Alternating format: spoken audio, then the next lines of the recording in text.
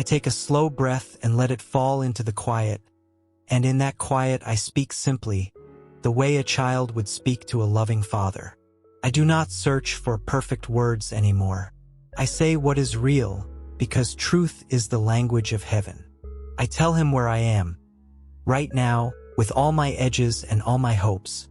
I do not try to impress God. I invite him. I say, here I am, and I wait. Waiting is not empty. Waiting is a doorway. In the pause after my words, something soft begins to move in the room, like air after rain. It is not loud. It is not distant. It is nearer than my breath. This is where I learn how to talk to God and how to hear him. In the small, in the slow, in the honest center of my chest where peace has a home. When I forget, I return to the simplest prayer I know. Thank you. And let that gratitude open a path where my feet can walk. Quick roll call. What city are you speaking from today? Drop your city in the comments so we can see where our community is tuning in from. Prayer, for me, has become a kind of interior architecture. I draw plans in quiet pencil, frame the day with beams of attention, raise walls of truthful speech that are thin enough to let breeze pass and strong enough to bear weather. I cut windows in my habits so light can enter at angles I do not control, and I hang doors that prefer hinges of patience to locks of pride. Then I step inside and listen for the creak that tells me what needs shoring, the draft that tells me where love is leaking, the echo that says I have built rooms too big for honesty to heat. Slowly, I furnish each space with chairs of listening and a table wide enough to lay out every fear without crowding hope.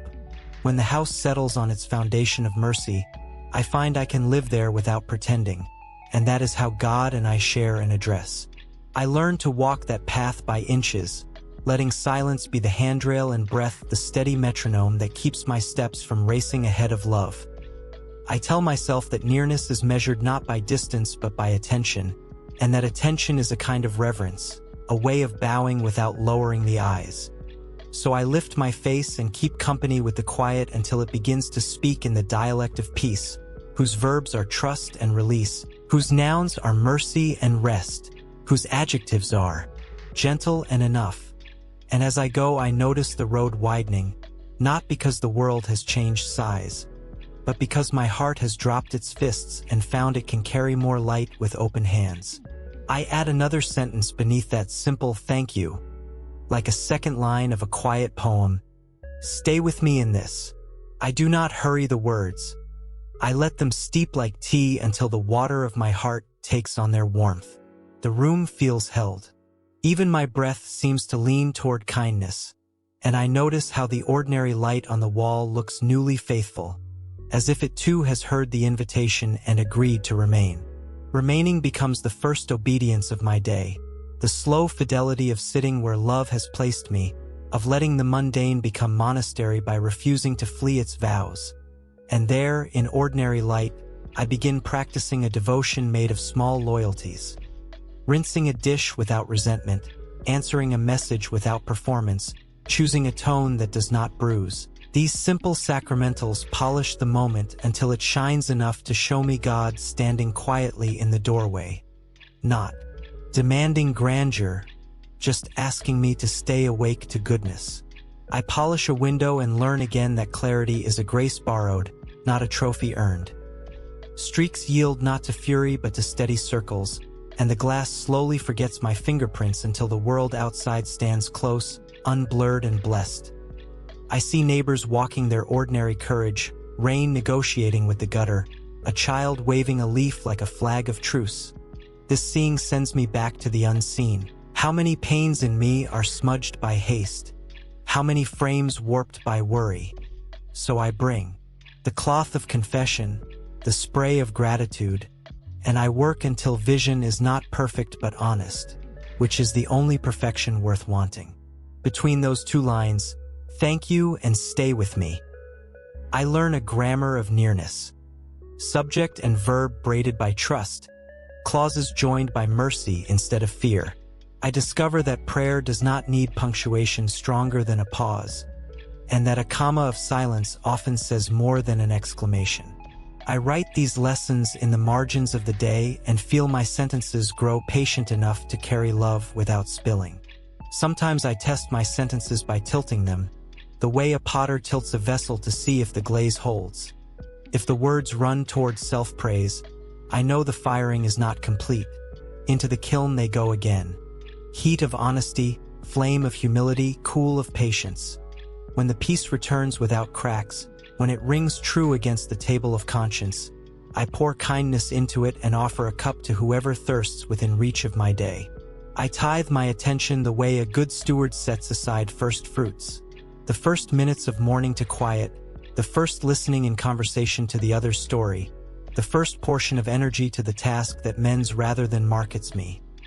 Attention turns out to be a currency that inflates under flattery and holds value under truth, and the economy of grace runs on gifts, not trades.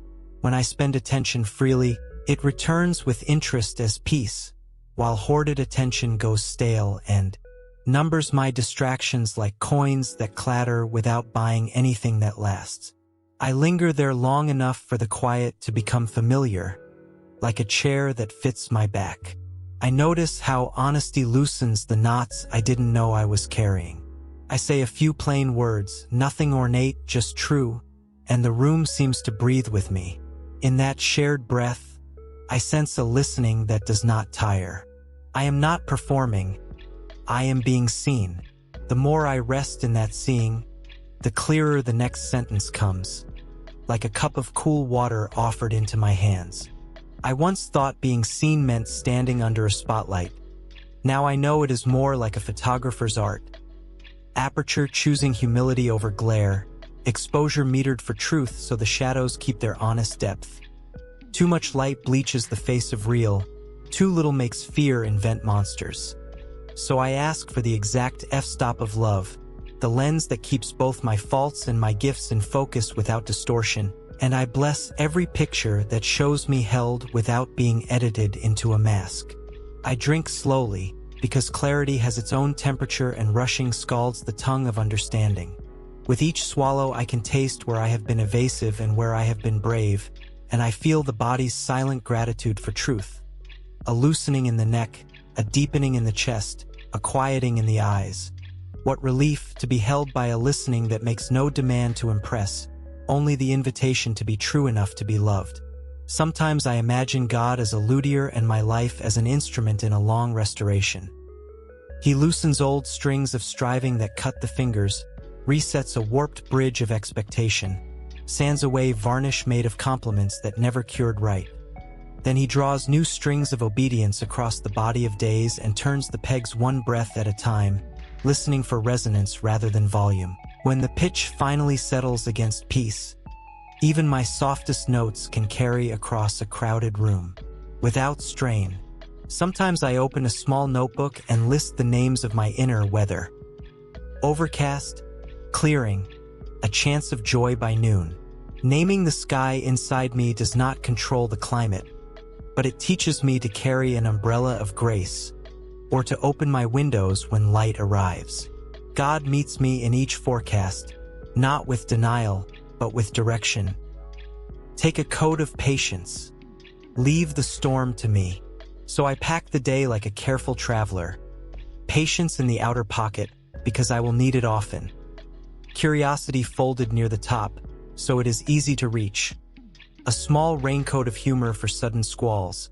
And in the inner lining, stitched where thieves of worry cannot find it, a single sentence that buys me passage through every customs of fear. I am not alone. I practice naming the day aloud the way a traveler names landmarks. Here is the hope. Here is the worry. Here is the place I got small and the place I stood brave. Saying it slowly feels like setting stones in a river to make a crossing. I step from one to the next with God's hand steadying my shoulder, and the current that once felt wild turns walkable. I do not rush the water to calm. I learn to find calm within water, setting my weight on what is trustworthy and letting the river's sound become a hymn rather than a hazard. Each stone remembers those who crossed before me. I add my step to their memory and discover that courage often feels like continuity. One more faithful footfall in a long line of yes. At night, I read the sky like a map whose compass points are kindness. Constellations rename themselves as promises. Perseverance where others see Orion, mercy where they find the bear, and I learn navigation by trust rather than conquest. Clouds pass like doubts and refuse to stay. The moon rehearses surrender by being bright in borrowed light, and I admire how even darkness hosts a grammar of guidance. My prayers become star charts folded into pockets for mornings when street lamps pretend to be suns. Between those stepping stones, I notice minnows of distraction flashing past. Emails, errands, old arguments rehearsing themselves. Instead of lunging for them, I let them pass like silver thoughts returning to their deeper water. The crossing remains. I keep my eyes on the next stone of truth and feel bedrock under my soles. There is physics to trust, a quiet mechanics. Inertia makes me keep moving in old grooves. Friction slows me when ego drags. Acceleration happens not by panic, but by the steady force of small obediences applied over time. Humility oils the bearings so decisions turn without shriek. Confession tightens bolts rattled loose by fear. This is how I travel the day, by laws that love wrote long before I understood them, which makes the journey less of a stunt and more of a craft. I practice the nearness of God while doing ordinary repairs. The wobbly chair, the leaky faucet, the hinge that squeals at dawn. And as I sand and tighten and oil, I hear a sentence arrive that is larger than furniture. Steadiness is love's accent. I let the lesson work its way into my speech and my schedule. I choose a slower answer instead of a clever one, a faithful appointment instead of a flashy promise. The chair sits level again. My day does too. In the quiet after the fix, peace hums like a tuned string. Hey, I'm curious. What city are you speaking from? Type your city below in the comments and say hi to others from your area. Anger, when I bring it to God's forge, stops swinging and starts glowing. Bellows of breath feed the flame that reveals impurities without mocking the metal, and the hammer of truth falls in measured strikes that shape rather than shatter. I cool the peace in water that remembers baptism, watch steam lift like a prayer, and find I am holding something useful. Courage with edges sanded, strength that does not pierce those it protects.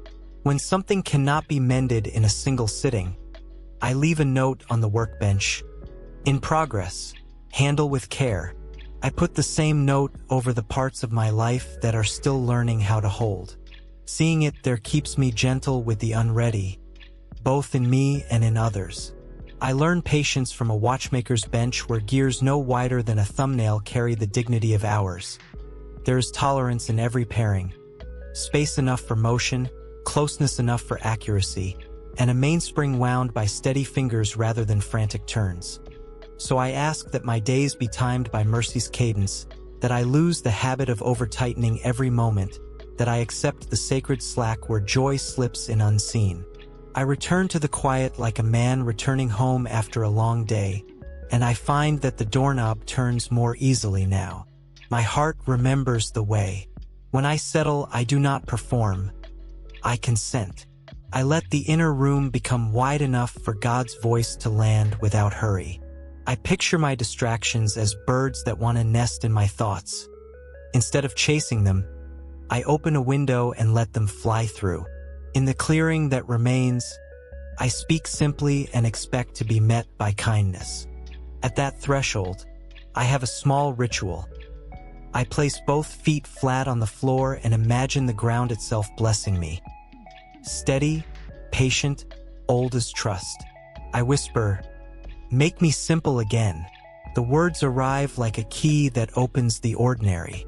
I am not trying to be spectacular. I am trying to be true. And because truth likes company, I add, "Make me tender again." I watch how tenderness turns even my opinions into offerings instead of weapons. In tenderness, I can disagree without exile. I can correct without contempt. The room grows larger when tenderness enters. there is always an extra chair. Sometimes I ask for one more gift. Make me courageous again, but keep my courage soft. And I notice how bravery wrapped in kindness moves through rooms without leaving bruises. It opens windows rather than slamming doors, and it holds boundaries like a gardener holds a trellis. Firm enough for growth, flexible enough for wind. Sometimes I set a small object on the table. A stone from a walk, a photograph, a leaf, and let it anchor my attention. I tell God why this little thing matters to me, what memory it carries, what hope it holds. The focus steadies me. Distraction fades not by force but by affection. Where love looks, peace gathers. When the object is a key, I pray for the doors I do not yet see. When it is a receipt, I pray for honest accounting in my motives. When it is a ticket stub, I bless the journey that changed me and the people who met me on the platform. The small becomes sacrament by being named. Sometimes the object is a cracked plate I refuse to throw away. I hold it and remember the art of mending that honors the break. How gold can trace the fracture and call it history rather than ruin. Then I ask for that kind of restoration in me and in my relationships. Not erasure of what's split, but beauty that tells the truth and still holds. I warm my hands on a cup and let the steam become a prayer rising. The quiet answers in temperatures. A cooling in my impatience, a warming in my courage. It is simple and it is enough. I take another sip, and the ordinary turns sacramental. I have begun to pray with recipes, measuring mercy like flour and kneading hope with both hands until elasticity returns to my courage. Rising takes time. I do not rush the dough. I cover it with a clean towel of trust and wait for leaven to work its quiet chemistry.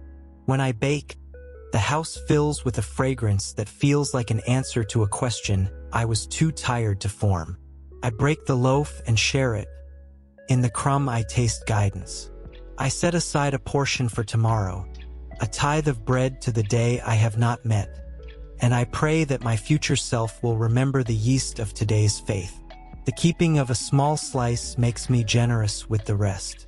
Sometimes I wrap a piece and carry it to a neighbor whose day looks thin. We stand in the doorway and break it there, and I hear how provision likes to travel along the corridors of friendship. No trumpet, just the quiet knock of enough arriving on time.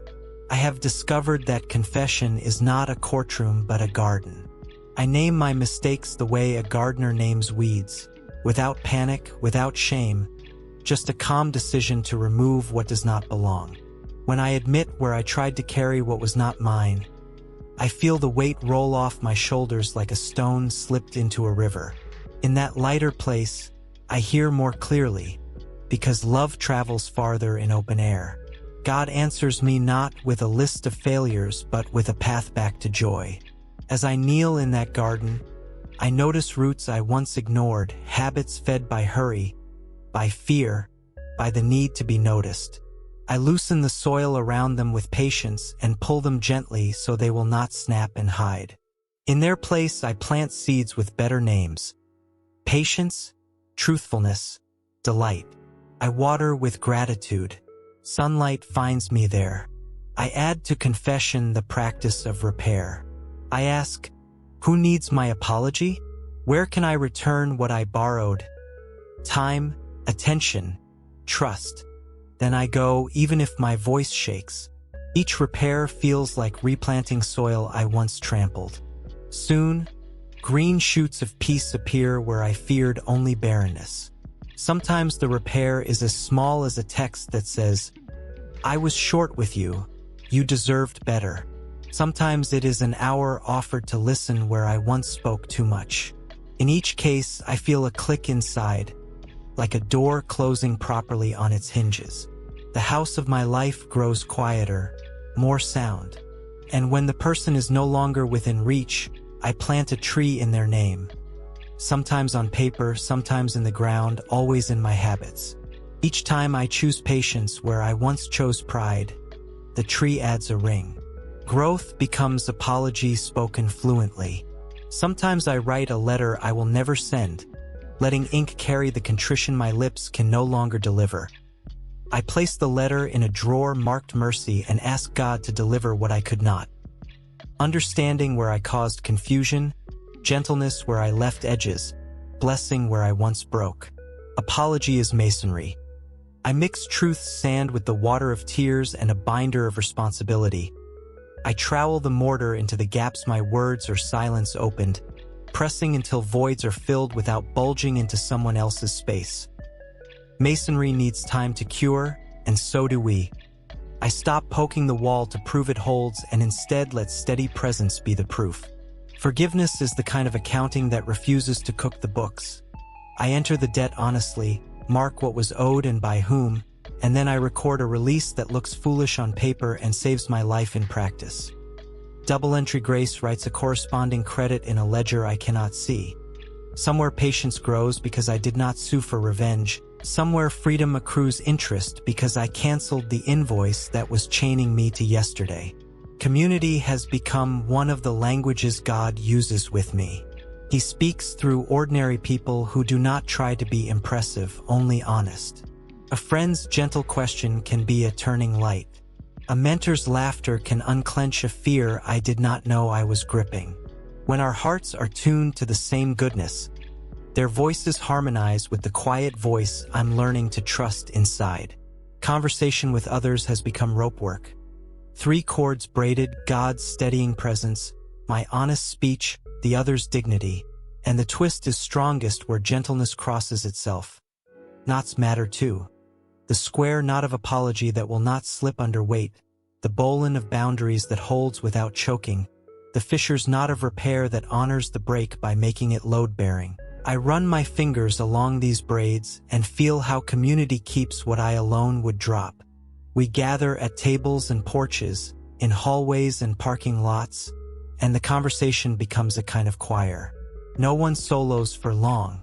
Stories braid into something sturdier than our single strands. I leave lighter, as if someone has carried a corner of my day and set it down in a kinder place. Sometimes we keep silence together for a full minute before we speak, and the silence does its own work. Sands the splinters from our sentences, oils the hinges of our listening. When words arrive afterward, they move like doors that open without squeal. On public transit, I practice being a sanctuary with a seat and a smile.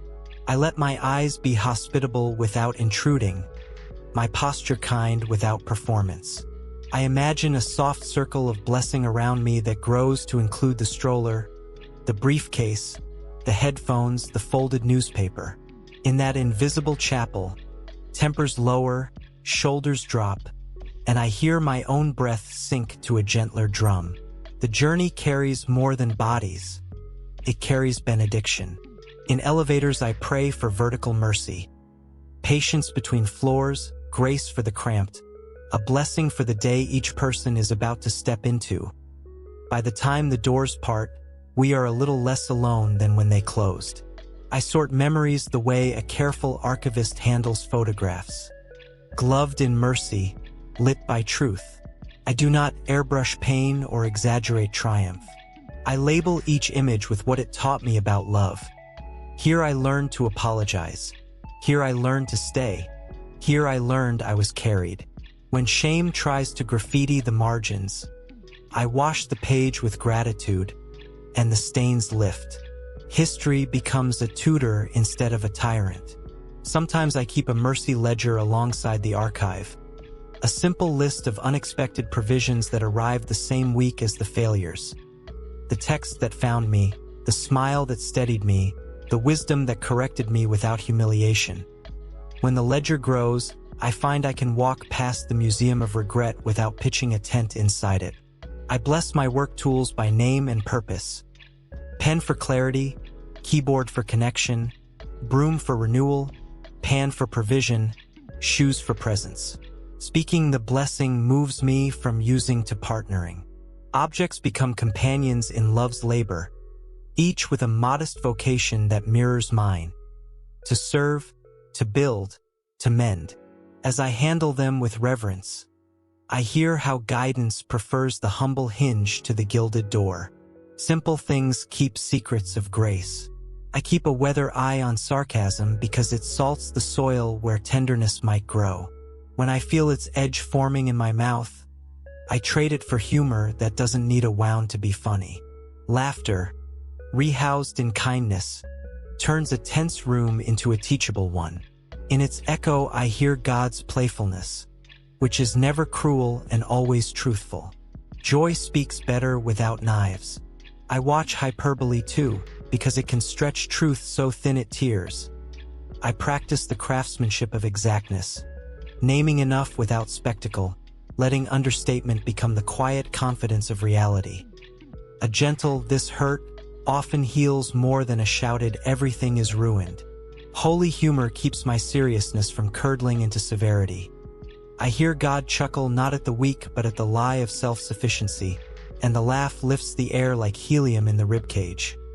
Joy makes room for nuance, for the gentle ridiculousness of being human, and I find that people open faster to kindness that smiles than to arguments with clenched teeth. Laughter, consecrated, is not a detour from truth but one of its friendliest avenues. I bring my impatience to the mirror and confess it as fear in fast shoes. Then I untie the laces, take them off, and walk barefoot for a minute through the house. The cool floor instructs me in presence. The unhurried step corrects the schedule inside my chest. I remember that love is not late when it is loyal.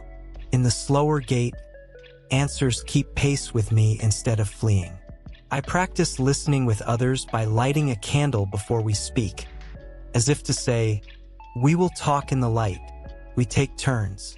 We leave pauses. We bless more than we advise. Often the counsel we need rises from the silence between sentences. We notice it together, grateful. After we part, I write what we heard on a small card and keep it in my pocket for a day. Not the advice, but the blessing that held it. You are not alone in this. Go slowly and you'll go true.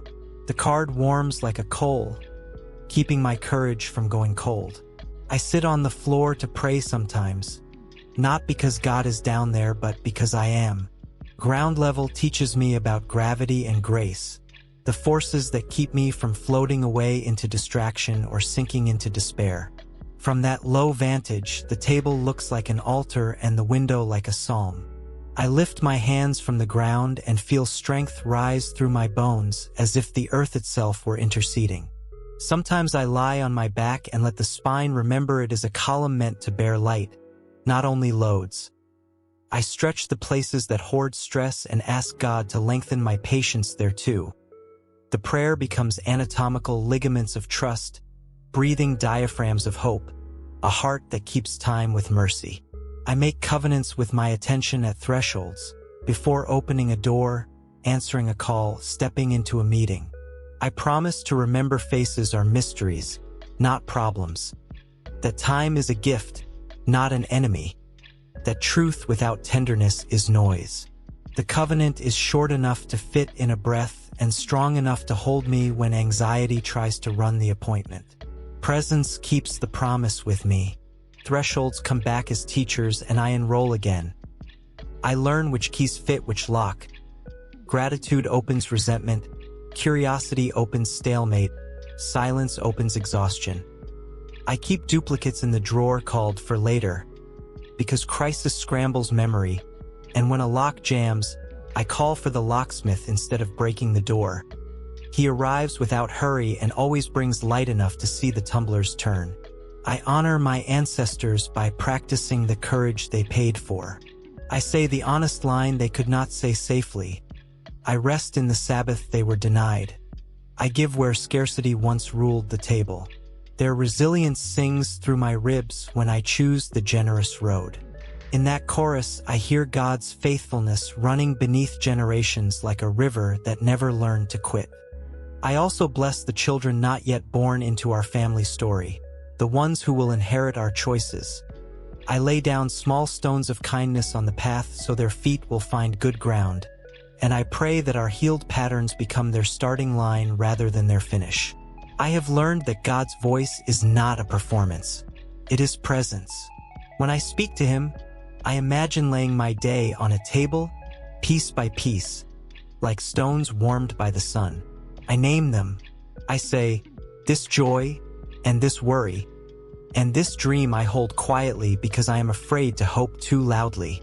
I do not rush through the list. I let each word find its place. As I speak, I notice what softens in me. Peace is a sign. Peace is like a lamp that never flickers. When I sense it, I lean closer. Sometimes the answer I hear is not a sentence. Sometimes it is a steadying, a gentle weight over the heart that tells me I am safe to take the next small step. Other times it is a picture, a memory, a line of wisdom I read long ago that rises like a friend and stands beside me. And sometimes it is simply silence that feels alive and attentive, the kind of silence that says, I'm here. I also test the tone by how my body responds. If my jaw unclenches and my shoulders lower, if my breath lengthens, the voice is likely carrying heaven's gentleness. If I feel rushed, shamed, cornered, I step back and ask for the sound of kindness again. Love never needs to shout to be clear. I've stopped demanding lightning and started welcoming lamplight. A little light is enough for honest feet. God seems to enjoy walking me through rooms one switch at a time. Kitchen, hallway, study. So I can see what love looks like in each place before moving on. Sometimes the lamplight is dawn itself, slow gold sliding across the floorboards, telling me that clarity prefers patience, that the day will not be won by sprinting but by steady steps taken in good company. I lace my shoes with that kind of hope. Sometimes twilight does its own tutoring, teaching me to work with partial light and trust the shapes of goodness even when edges blur. In the blue hour, I learn to let tomorrow's questions sleep while I keep company with what has already been given. I bring my creativity to prayer the way a child brings drawings to a parent, not for critique but for delight. I write lines that arrive like rain on warm pavement. I hum melodies that feel like doors swinging open. Sometimes, while creating, I hear an instruction that has nothing to do with the page or the song. Call your brother, take a walk, put the project down and rest. I have learned that obedience often precedes understanding. The fruit is peace, and peace is a faithful teacher. My desk becomes a small chapel when I begin with blessing. Let what is made here mend something, I say, and the work answers with a steadier rhythm. If frustration rises, I pause for a single minute of silence and let the stubbornness drain, like water finding its level. I keep a small box of unfinished things, fragments of songs, half pages of reflection, sketches with room to grow. When I pray with them, I ask, what wants to be tended today? Not all seeds sprout at once. Timing is a kind of mercy. I let the slow ones be slow and bless them for their pace. Sometimes an old fragment wakes up under a new light and I realize it was never stuck. It was simply ripening outside my calendar. I nod at the mystery of time and keep tending. Work has become sacred because I work with God instead of for an audience. Emails become small acts of service. Meetings become spaces for blessing. Deadlines become invitations to trust. When anxiety buzzes, I pause and remember the larger story. I am not the one keeping the world spinning. I do what I can with love, and I entrust the results to hands kinder than mine. This posture turns effort into worship and outcomes into gratitude. Before opening my inbox, I whisper, let me see people, not tasks. Names bloom where numbers were. Even difficult threads feel more like bridges than battles. I cross with care. Sometimes I write a subject line as a prayer, clear, kind, nothing hidden. I send it and ask that the words carry more than information, that they deliver patience, that they disarm defensiveness, that they do not arrive louder than love. I practice the discipline of delight in someone else's craft. A barista's pour, a tailor's seam, a teacher's chalkboard diagram. Admiration loosens envy and trains my eyes to honor labor I do not understand. When I thank them, I hear my own vocation answer, "Do your part with this much love." Excellence becomes contagious without arrogance. Busyness once smoked up the room of my mind until the alarms stopped meaning anything. Now I open windows of deliberate pauses and let ambition's carbon monoxide bleed away. Negative space, those blank edges artists defend, becomes a mercy I defend in my day. In the quiet margins, decisions ripen without rot, and I remember that fruit swells best where leaves still breathe. I schedule breath into my calendar like any important appointment. 10 minutes to step outside, 5 to stretch and pray, 2 to remember why the work matters. These small Sabbaths keep me from confusing urgency with value. In the pauses, I hear, "You are more than what you produce." On heavy afternoons, I take a slow lap around the block and practice the prayer of noticing. A bird tracing arcs in the air, a neighbor's rose bush, a shaft of light on a brick wall. By the time I return, my pace matches my purpose again. Sometimes I wash a single cup and let the sink teach me that clarity likes clean beginnings. I dry it and set it upright like a small amen. When decisions rise like crossroads, I spread the map before God and listen for the road with a deep, steady quiet beneath it. I do not chase the loudest option or the most glittering promise. I look for the path that makes me more truthful, more patient, more generous. Even if that path is unfamiliar, the peace in it tells me I am not walking alone. Where peace remains, I find my step. I ask for the courage to disappoint what must be disappointed in order to be faithful. My own ego, someone else's haste, an expectation that does not fit my calling. Peace is not people-pleasing.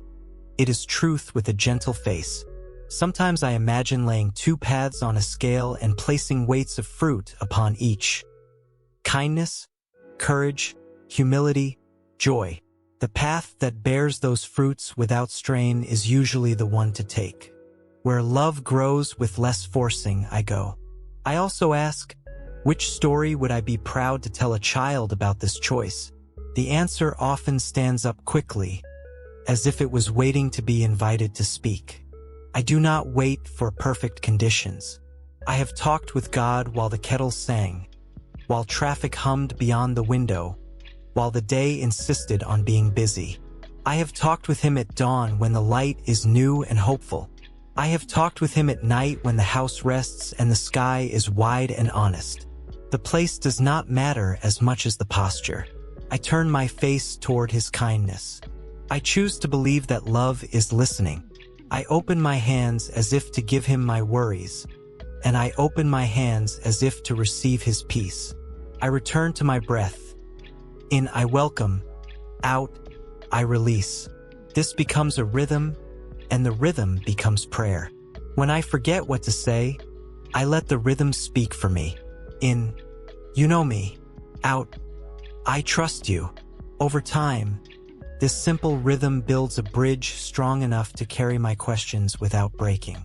In crowded rooms, I keep a forward breath prayer that fits between heartbeats. Be near in this. It is small enough to carry anywhere and strong enough to steady the ground beneath me. Sometimes, when lines grow long and tempers short, I add another line to the prayer, be near in them. And I watch how compassion widens the circle until the weight becomes community instead of competition. Even errands become prayers. I carry a short blessing in my pocket, light for this place. And I unfold it at the post office, the market, the curb. I hand it to the moment and watch how ordinary minutes brighten. In parking lots, I bless the cars around me like ships in a harbor. Safe departures, kind arrivals. I am surprised how often this small generosity returns as patience in the aisle or a smile at the register. My mornings carry a small liturgy that opens me to guidance. I light a candle because light reminds me where wisdom comes from. I place a hand over my heart and say, teach me to love today. Teach me to listen. I read a brief line of truth and hold it like a warm stone in my palm. Then I ask for one clear step, not 10, and I move into the day with a quiet expectancy. I practice light before list in the mornings. Before I number tasks, I welcome light by candle, by window, by silence, and I let illumination tell me which item is actually an altar. Often the hardest task glows with the most meaning once fear is not holding the highlighter. I step toward that glow and find company there. The list shrinks under love's heat. Sometimes I plan with pencils sharpened by prayer and keep an eraser close as mercy. My ambitions fold like origami boats, beautiful, particular, able to float in a bowl of opportunity, and then I release them to the stream of timing. If the water carries them into sunlight, I clap. If they soften and sink, I thank them for what they taught my hands and fold again with more humility in the creases. Some days the single step is simply a vow. I will speak gently, or I will move slowly. One faithful sentence can shepherd an entire day. I also write a single sentence on a card and keep it with me. A promise, a posture, a prayer. Throughout the day, I touch it like a compass. It turns me from the noise toward the north of peace. When my resolve phrase, I run the edge of that card under my thumb until I feel the paper say, begin again. I do, and the day agrees to be kinder. Doubt visits, but I have stopped arguing with it as if it were an enemy. I treat it like a messenger asking for a cup of water. I listen to what the doubt is trying to protect, usually my longing to be safe or in control. Then I offer that longing to God and ask for courage to trust what I cannot yet see. Faith does not cancel questions. It gives them a hopeful direction. In that hopeful direction, answers arrive like dawn. Slow, kind, inevitable. Often I ask the doubt, what do you love that you're trying to shield?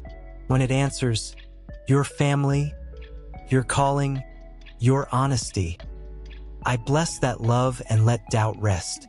Loved things do not need to shout to be guarded. Sometimes I borrow another's faith for a while.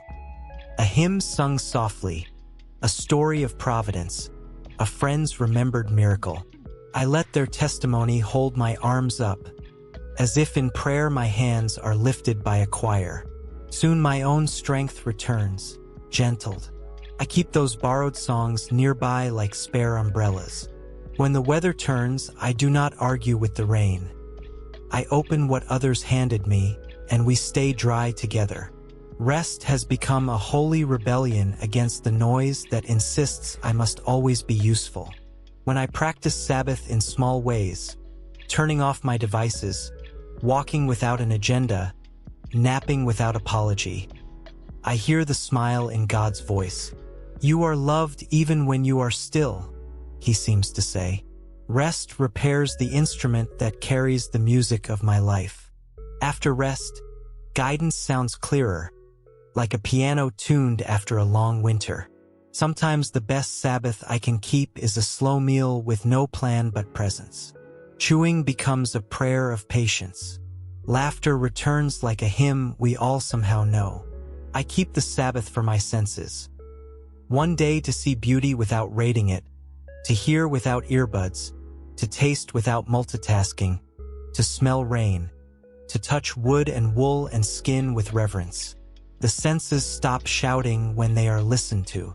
With their volume set right, I hear the stillness that carries syllables of God. I keep a Sabbath for speech as well, an afternoon where I only say what is necessary and kind, letting silence do most of the heavy lifting.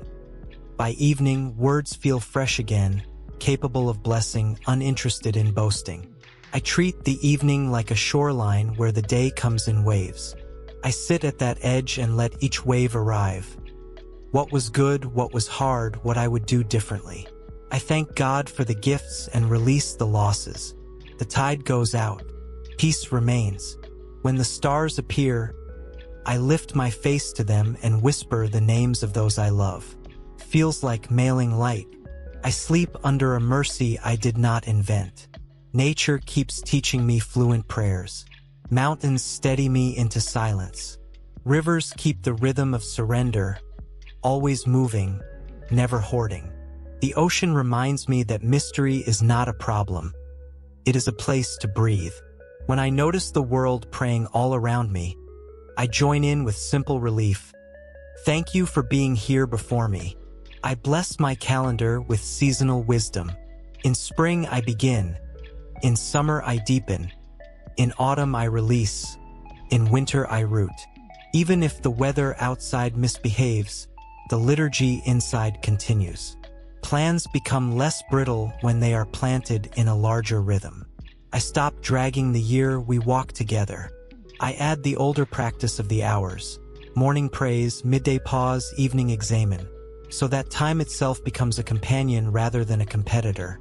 When the bell in my chest rings for noon, I put my hand over my heart and answer present, and peace takes attendance without scolding.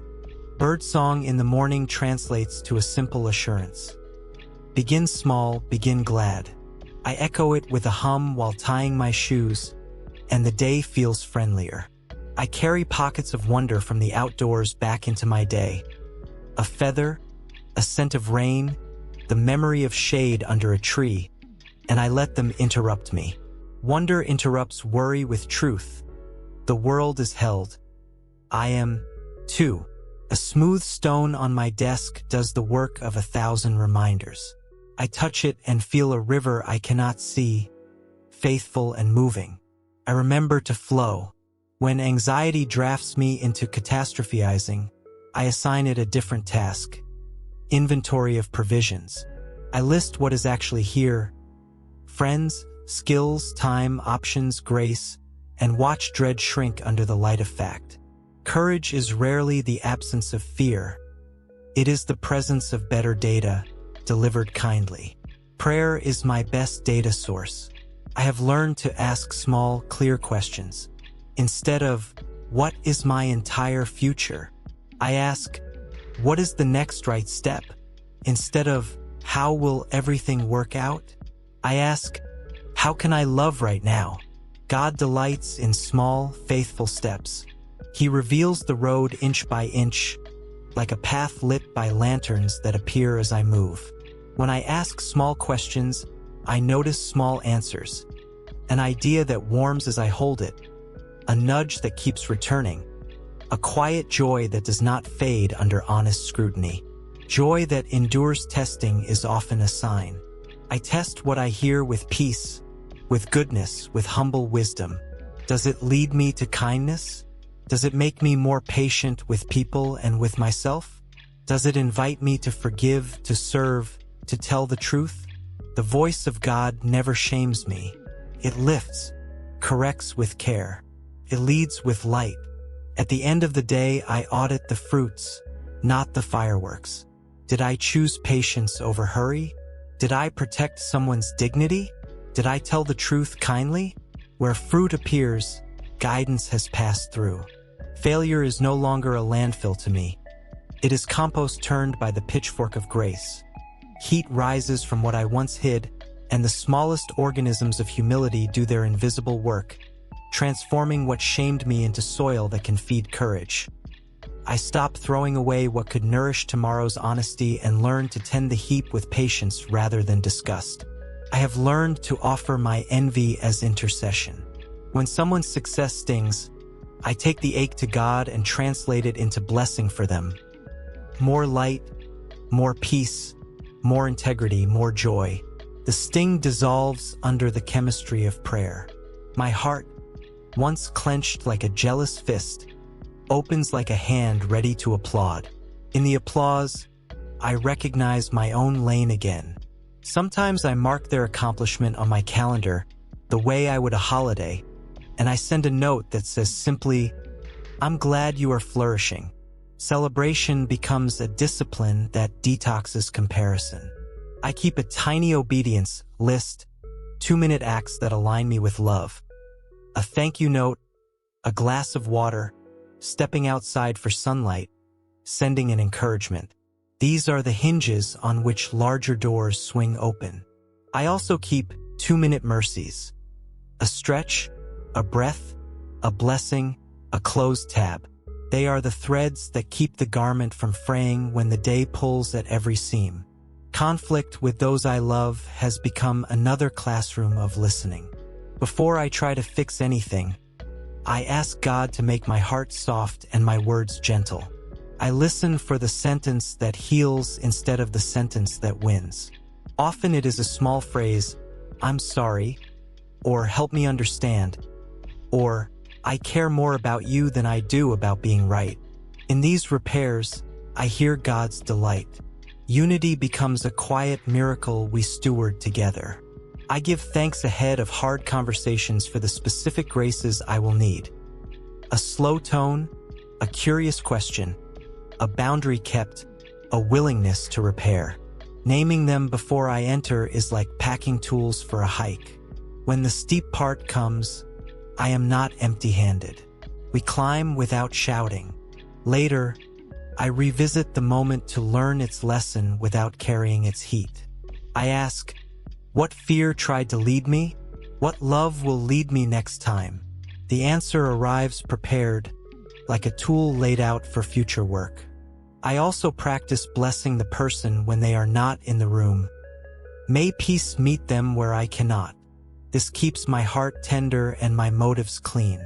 Blessing builds bridges no argument could. Blessing shifts my posture from winning to weaving. I become a maker of threads where pride once cut cords. In that weaving, guidance hums. Sometimes guidance comes through dreams that feel more like parables than puzzles. I ask before sleep, speak to me in ways my waking mind resists. In the morning, I record what lingers, the colors, the feelings, the images, and I hold them lightly. If a dream magnifies peace and nudges me toward kindness, I let it shape my day. The God who watches over me at night does not stop speaking when I close my eyes. Dreams feel like letters stamped by the night with a seal I recognize as peace. Some are parables that ask for patient reading.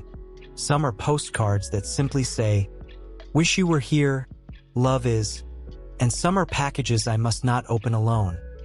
I lay the mail on the table of mourning, brew discernment like coffee, and read aloud to a trusted friend when the handwriting is smudged by fear. On certain mornings, I sit with a dream as if it were a letter and I write back. The dialogue clarifies the invitation within it. Forgive, begin, wait, call. Obedience in daylight honors wisdom received in the dark. There are days when I write as I converse with him. I open a notebook and let my pen become a listening ear. I begin with my words, quick, unfiltered, sincere, and then I pause and ask, what would you say to me now? I write what comes not as a law but as a lantern. I do not force it. I let it arrive. If the words lean toward mercy, if they remind me of my belovedness, if they strengthen my courage to do what is right, I receive them. If they invite me to release what I cannot carry, I release.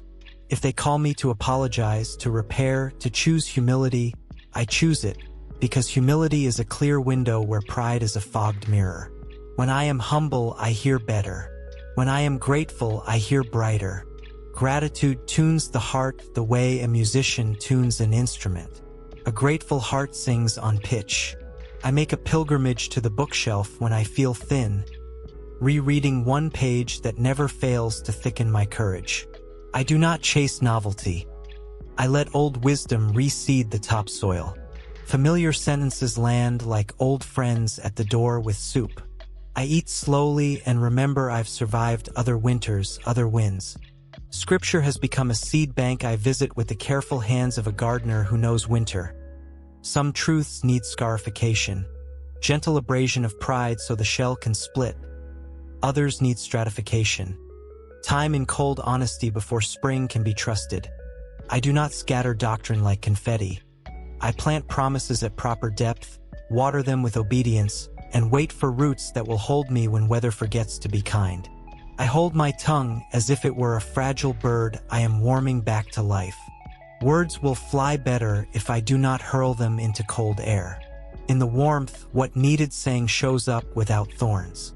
It perches on the edge of the moment and sings something true enough to move the room. Later, I return with a kinder red pen. I cross out sentences that smell like fear and underline the ones that smell like love. What remains becomes my marching orders for gentleness. Money once spoke in a voice of urgency, but I am learning to answer it with trust. When fear knocks, I open my hands and choose generosity, even if the gift is small. Generosity breaks the illusion of scarcity by letting love move. I ask for wisdom to live simply and give joyfully, and I watch provision arrive in surprising forms. An opportunity, a discount, a kindness. Each provision says the same thing in a new way. You are cared for. I sketch a simple budget as a prayer. Give, save, live, and write gratitude in the margins. Numbers behave better when they are taught to serve love. I practice gratitude before the number changes. I say thank you for provision I cannot yet see, not as denial but as alignment. Gratitude loosens the fist. Open hands receive. Calling used to sound to me like a single grand assignment, but now it sounds like daily faithfulness. I ask, what is mine to do today? And I do that with a full heart. I give my best to small tasks, trusting that God stitches small obediences into a larger tapestry I may only glimpse. Sometimes the tapestry turns and I see a pattern, and I weep with gratitude. Most days I just keep sewing, and that is beautiful enough. I think of vocation as an orchard planted by promises and pruned by boundaries. Saplings look unimpressive under big sky, but roots go about their rebellion underground. The year teaches. Blossom cannot be bullied early, fruit must be thin to ripen well, and winter is not failure but an honest way to store sweetness. When harvest comes, I carry baskets to neighbors and refuse to count them as branding. The fruit is for hunger, not for headlines. When the needle snags, I do not curse the cloth. I lift it gently, free the thread, and keep going. Patience is a seamstress with kind hands. I walk when I need to hear more clearly. I step outside and let the world pray with me. Trees keep liturgies with their leaves. Water carries benedictions down the street after rain. The sky gives a sermon in light. As I walk, I talk to God as if He walks beside me because He does. I describe what I see, and I describe what I feel. I ask for eyes to notice the quiet gifts waiting in ordinary places. I ask for ears to recognize the voice of love in everyday sentences spoken by neighbors, friends, and strangers. Sometimes I hear Him in laughter that loosens the day. Sometimes I hear Him in a question someone asks that lands gently in my chest and unlocks something bright. Sometimes I hear Him in the way a problem untangles while I am not forcing it. Grace often works while I sleep and returns my thoughts to me tidied and calm. I practice the pace of mercy, half a step slower than my habit, so I can catch what love drops along the path. A chance to greet, to help, to notice. The slower I go, the truer I arrive. I've learned the holiness of a slow pace. When my feet move gently, my thoughts follow. Solutions surface not from strain but from steadiness. The road itself becomes an answer. Courage has become ballast, not rockets. I do not need to fly when the sea is rough. I need depth that keeps me from capsizing under criticism or praise. Stones of truth piled low in the hull of my choices, sandbags of accountability lashed where pride would tip me.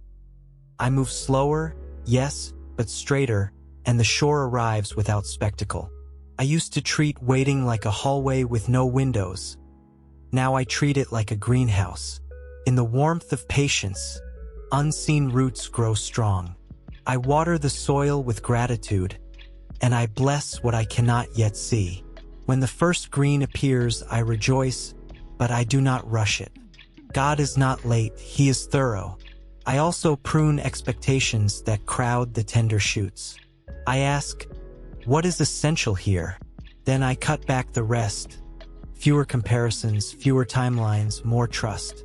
The plant thanks me by thriving. Boundaries, for me, are a coastline planted with sea oats and quiet fences. Dunes hold the line against storm surge and teach me that softness can be fortitude when it is well-rooted.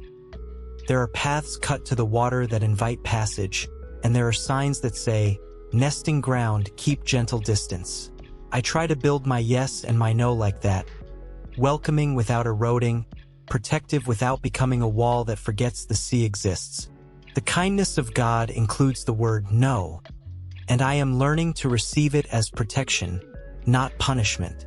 A closed door saves me from rooms where I do not belong. I bow, I breathe, and I ask for the road that is truly mine.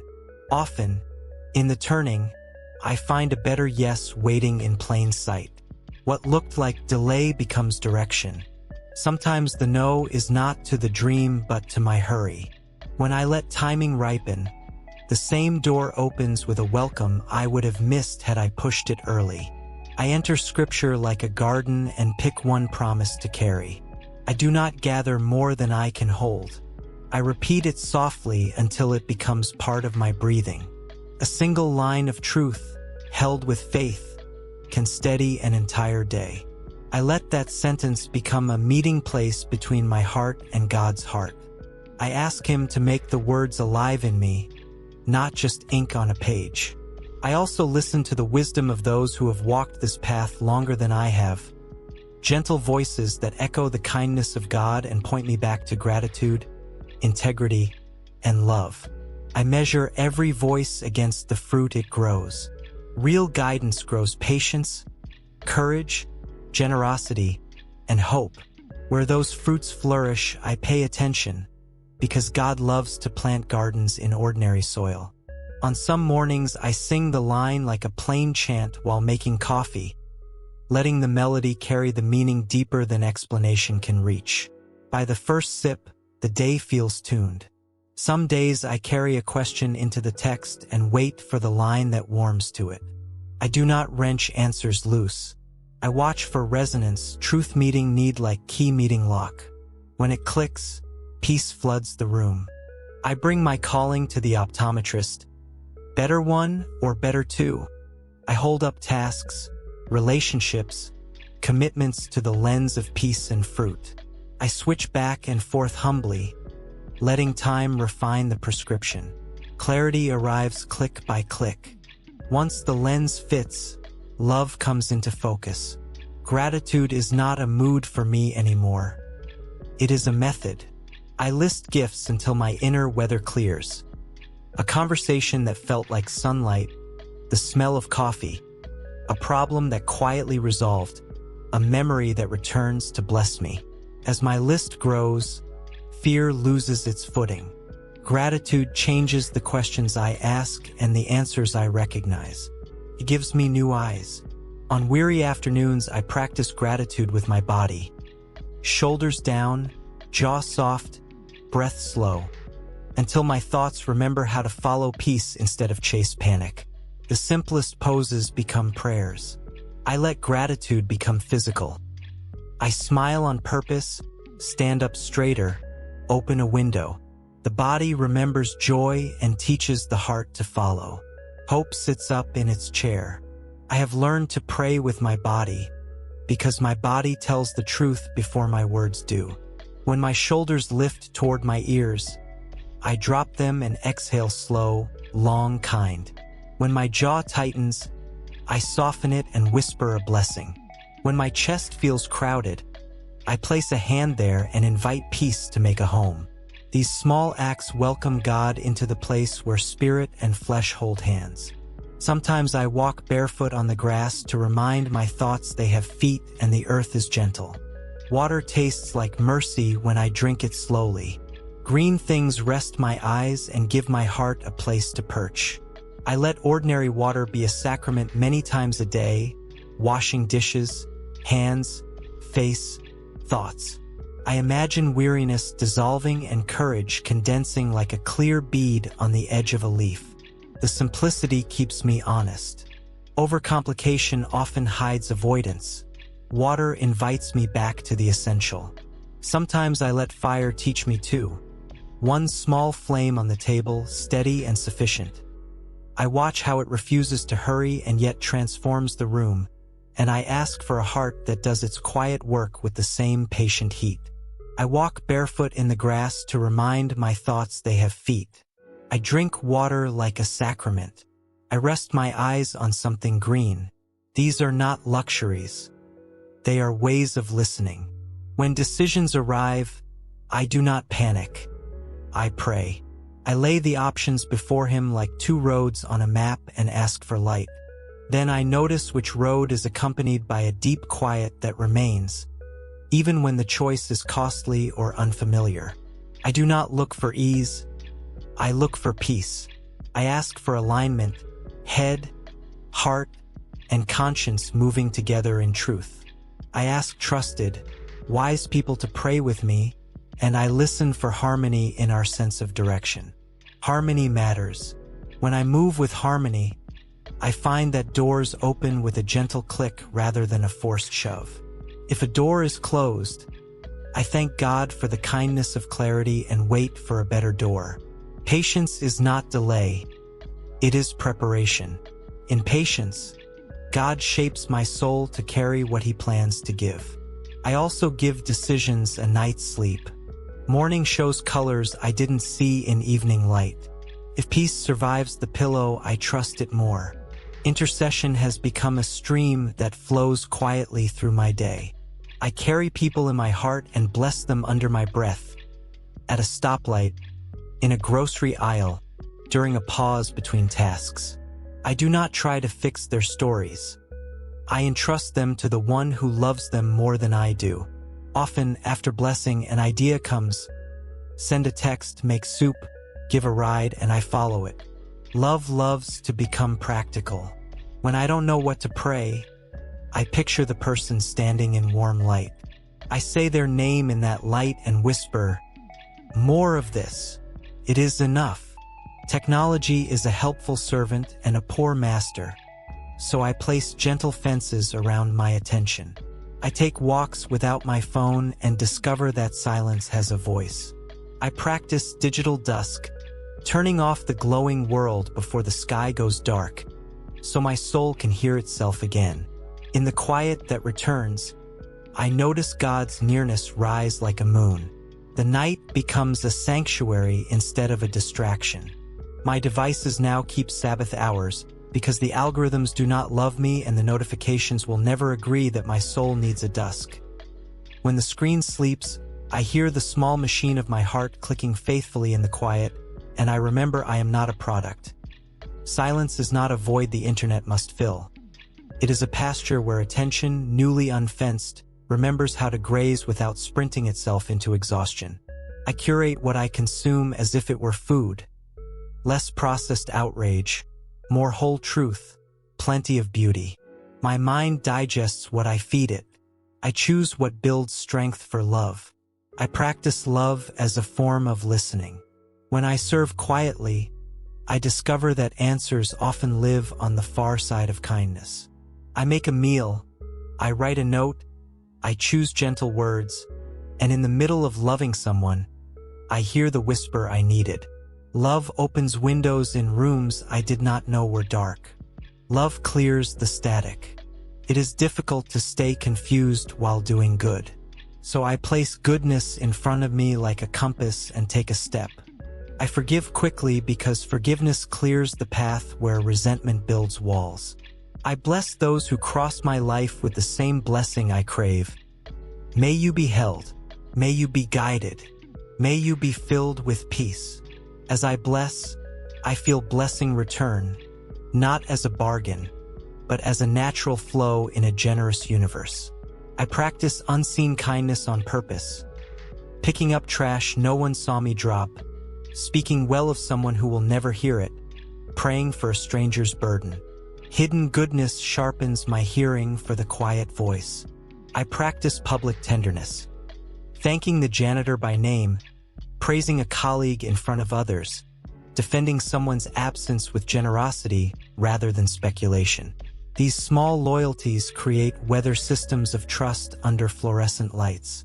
Where trust accumulates, conflict reigns softer and reconciliation grows faster. Heaven loves such climates. Humility keeps my ears open. When I am wrong, I want to be the first to say it. When I do not know, I enjoy saying, "Teach me." Humility is the doorway where pride would rather build a wall. Through that doorway, light enters easily. Light makes listening simple. I check my inner monologue for hospitality. If I would not say it to a friend I cherish, I will not say it to myself. I replace "you always" with "you're learning," "you never" with "you're trying." What's wrong with you? With "what do you need?" The conversation inside my chest becomes a room where God is not embarrassed to sit with me. Hospitality toward myself has become housekeeping for a soul that finally expects company. I change the sheets of my self-talk, open the curtains over my memories, sweep the corners where grudges gather dust. I set out a glass of water for the night, compassion within reach, and leave a lamp on in case fear wakes and forgets the way back to bed. Gentle order does not perform for guests. It protects rest so love has somewhere to sit. I ask God to keep me small in the best way. Free of pretense, quick to laugh at myself, eager to celebrate others. In smallness, room appears for joy to stretch out its hands. Scripture meets me best when I carry one sentence at a time, like a seed tucked in a pocket. I return to it all day, letting it grow roots in my memory, branches in my imagination, fruit in my choices. When I feel confused, I measure the inner voices against that sentence. The ones that wither in its light do not deserve my attention. The one that harmonizes with it often carries God's tone. Sometimes I paraphrase the line into my own words and pray it back. Translation turns truth into bread I can chew. Strength returns as I eat. When I feel hurried, I slow down because hurry drowns out the softest voice. I set boundaries around the soul places that help me listen. Early morning quiet, a candle at the table, a walk with no phone, a simple meal shared with presence. I choose simplicity because simplicity is spacious, and God's voice travels well in spacious places. I keep a small list of daily habits that turn my face toward Him. Gratitude upon waking, a short prayer before work, a pause at midday to breathe and remember that I am not alone, a brief examen at night to name grace and thank God for it. These are not heavy obligations. They are lighted paths. When I step on them, I feel the warmth of guidance under my feet. I also practice saying, "Not now," to good things that would crowd the best things. Margin is not wasted space.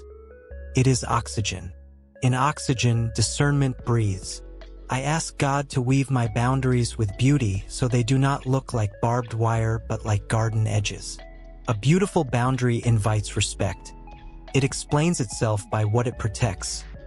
Rest, integrity, devotion, play. When I tend the edges, the middle flourishes. Flourishing is convincing without argument. Music awakens parts of me words cannot reach. I sing softly while making breakfast, and the kitchen becomes a chapel. A lyric returns at midday like a steady hand on my shoulder. In the evening, a simple chorus winds down the day and carries me to rest. Somewhere in the melody, I hear the smile I cannot see. I keep a songs for storms list, melodies that have carried me through other waves. When new weather comes, I already have a boat. I climb in and row with every note. Suffering has taught me a gentler strength. Instead of hardening, I ask for a heart that remains soft without breaking. In pain, I do not isolate. I let trusted hands hold me. Compassion grows in the soil of shared tears, and with it, a clearer sense of God's company. Even here, especially here, love does not fail. Lament teaches me music's minor modes, which do not apologize for ache and do not compete with joy. We sing low, and the room understands. I do not force a cheerful key before the phrase is ready, nor drag mourning past the measure it requires. Then, when hope modulates, the lift feels honest, earned not by denial but by accompaniment. In that shift, I hear the goodness of God like a chord that has been there the whole time. When grief visits, I do not stand in its doorway with advice. I set water on the table, open the window, and give it a chair by the plants. Grief speaks in a language of weather, gusts, drizzles, cold fronts, clearings, and I learn to forecast compassion. The body knows when to bring a blanket. Prayer knows when to bring silence. At funerals, I practice the breath prayer that fits inside a sob. In, hold us, out, carry them. Mortality is not a threat when love has learned resurrection's grammar, but it is a gravity that keeps my kindness from drifting into platitudes. I look at hands that will not work anymore and honor the work they did. I look at faces and promise to keep meals and stories going, because grief needs carbohydrates and verbs. I name the ache out loud and let it be prayed for. Hiding multiplies pain. Honesty shares it until it is light enough to carry. Peace does not erase sorrow. It accompanies it, arm in arm. There is a way I speak when I am unsure that has become precious to me. I say, guide me gently. I do not demand. I do not bargain. I entrust myself. I imagine his hand steadying my shoulder and his voice saying, one step at a time. I take that step and then I look for the next. I do not need to see the end to start. I only need enough light for now, and love provides it. Over and over, I notice this. When I choose trust, my inner weather changes. Skies clear. The air brightens. My choices align with hope. And when I make mistakes, and I do not hide. I return quickly with humility, and I find not scolding, but welcome. This is how I know I am hearing him. Love keeps making a way, and peace keeps confirming it. Returning after failure is walking up a driveway at night toward a porch light I did not pay the bill for. The bulb of mercy burns anyway, and the knob does not demand a password. I step in mud because shame makes the path feel longer, but the mat reads, welcome, not explained yourself yet. I wipe my feet and learn that repentance is not groveling. It is gratitude in motion. I also bless my past self, the one who didn't know yet, and release him from my judgment. Mercy toward who I was makes it easier to hear mercy for who I am becoming. Joy is not a reward. It is a resource. I let myself laugh easily and often, not to avoid seriousness but to keep it honest. Play helps me hear better by loosening the knots that worry ties. Sometimes the holiest thing I do is throw a ball with a child, taste something sweet without apology, or dance in the kitchen with the blinds open. Joy trains my heart to recognize heaven's tone. I keep evidence of joy close at hand. A photo that makes me grin. A small playlist that lifts the room. A story I love to tell. When shadows lengthen, I turn on these little lights. Direction returns. I rehearse hope out loud in rooms where despair has memorized its lines. I say, there is more mercy than map. There is more future than fear. There is more light than the last hour admits. Hope's rehearsal does not deny the script of sorrow. It adds a second act. In the added act, God walks on stage with the quiet authority of one who never left the wings. Sometimes I remind myself that statistics are not prophecies and headlines are not horizons. I lift my chin to the larger sky and let hope take back the microphone from panic. Hospital rooms, waiting lines, quiet kitchens, crowded trains. All of them have become altars. I do not need stained glass to pray. I need attention. Attention is a form of love. When I attend to the person in front of me, to the task in my hands, to the whisper in my chest, I discover that God is already there, ready to speak, ready to bless. Everything is more alive than it first appears. In hospital corridors where machines argue with silence and blinks and beeps, I have learned a slower liturgy. Doors become thresholds of reverence, hand sanitizer a sacrament of care, chairs in waiting rooms altars for exhaustion that hopes. I pray for nurses' backs, for doctors' judgment, for families holding breath with someone else's lungs, and I hear how love's voice speaks through latex and schedules, saying, "Be near, be kind, be steady," until the hallway itself feels like a psalm. And so I keep walking this ordinary miracle of a life, talking with God as I go, sometimes with words, often with listening, learning again each day that the nearness I seek is the nearness I already have. Peace remains. Love leads. I follow. I let my final prayer each night be a relinquishment.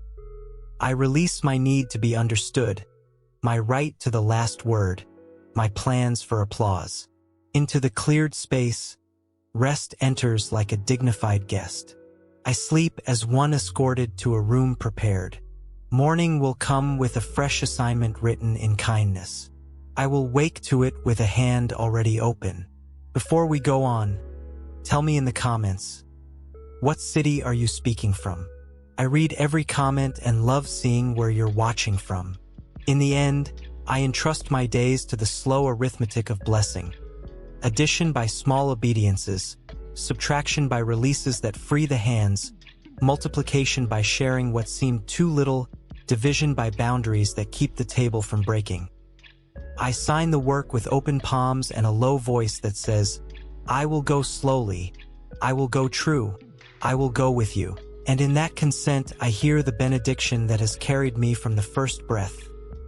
You are held, you are guided, you are loved. Walk on.